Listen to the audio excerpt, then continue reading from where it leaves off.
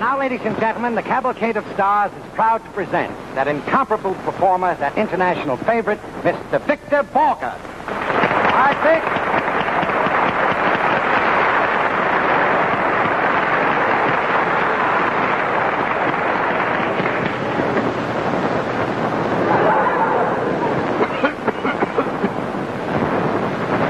For my fourth and last number, I'm going to play a little... I have a request. See, I did a couple of months ago on a television show.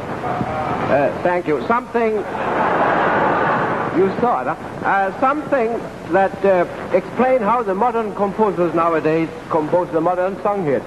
I'm not going to do that again because I did it, but now I'm going to show you how the old masters were inspired to some of their favorite compositions. You know, for instance, Chopin, you know, he composed the minute waltz so that every morning he could play it 3 times in the kitchen so his wife would cook the eggs the way he wanted. So, Beethoven, Harry S. Beethoven. You know, he composed the Moonlight Sonata for the girl and so on. But he also wrote the Minuet in G. And he was inspired by a new housekeeper they had. Now, he was sitting one day noodling around at the piano, you know, and just wait a minute, I want to see if it's in tune. Yeah, that's all right. He was noodling around a little, but he didn't know exactly. Then he saw this new housekeeper come in, and he had the inspiration for the Minuet in G. G.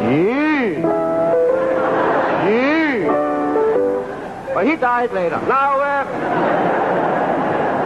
then there was a famous composer who had a girlfriend, and she was kind of, she had a hiccup. You know, she was a famous dancer, a ballet dancer, but she suffered from hiccups. So every time she danced, she had these horrible hiccups, and that was very annoying.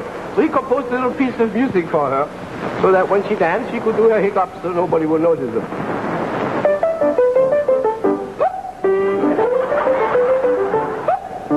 Well, he died too. Then there was Strauss, you know, Joey Strauss. He was... Yeah. Well, Joey Strauss... Wait a minute. Well, this is television. You have to look kind of decent. He composed the Blue Danube. And he got this inspiration by eating cherries and spitting out the pits. Very simple.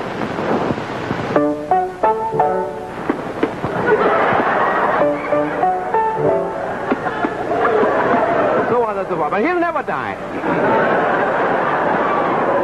Well, then we come to Franz Liszt. As people call him Schlitz, because he was one of the famous composers who made Milwaukee famous. And he also... he composed the second Hungarian Rap. As a matter of fact, I came here tonight to play a serious piece of music, and we're going to play it any minute now. Just let me finish this thing here. If I ever get through with it. But now, see, Franz Liszt was inspired to his second Hungarian Rhapsody, number 2, because he already had written the first one. And then, see, he was invited to a party, and on his way there, he was inspired. And he was so excited, so when he came in the house there, he rushed over to the piano, because he wanted to see what it sounded like. He wanted to see what it sounded like. Wait a minute.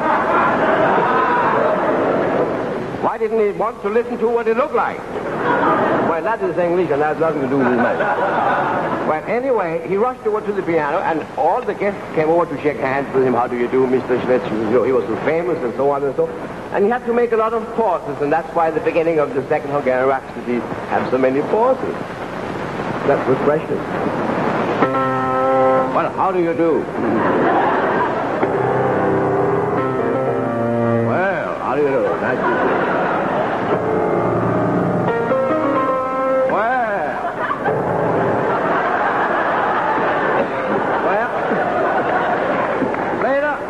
Now, don't overdo it now. Later, well, we'll wait till later. Later the same evening, that thing is a little drafty. Later the same evening, he had something to eat and drink, but he had most to drink because he wasn't very hungry, and that is why the second part of this Hungarian Rhapsody is a little gay, if I may say. I may.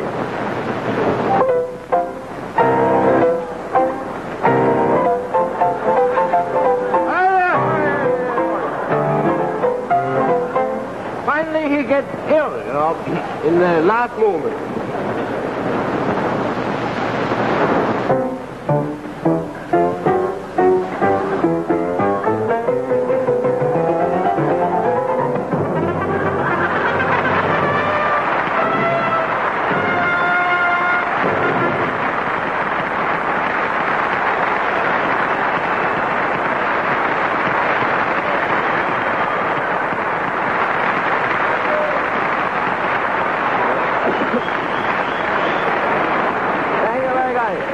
Now, for the little piece of music we have cooked up together, we are going to...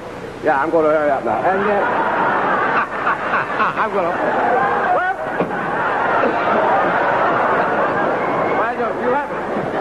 we have to hurry up because we haven't got more of that. And for my last number now, I'm going to play excerpt from Rachmaninoff's Second Piano Concerto No. 2 by Rachmaninoff, who also wrote the music, by the way. We play excerpts because we don't know the whole thing. Oh, I have to explain this to you. This is very important. This concerto was originally written for 90-piece orchestra. For some reason, we seem to be about 77 short. Now, only the sponsor can answer to that one. Yeah, there's another thing. This is very important. I have to explain this to you. That there's one important thing about Tchaikovsky I want you to know. No, not Tchaikovsky. Who may I play? Oh, Rachmaninoff. That's the one. That's the one. There's one important thing about Rachmaninoff I want you to know, and that is that I don't play him very well. Thank you. Now, when you hear... This is important. When you hear this... Rachmaninoff's Second Piano Concerto. When you hear this, that is the introduction to it. Then when you hear this,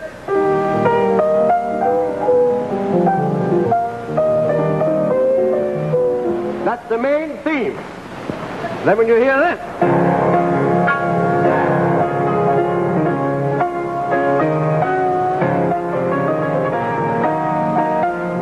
then there's definitely something wrong because that's Tchaikovsky.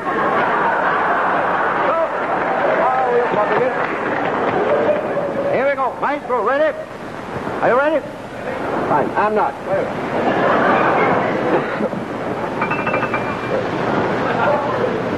Here we go.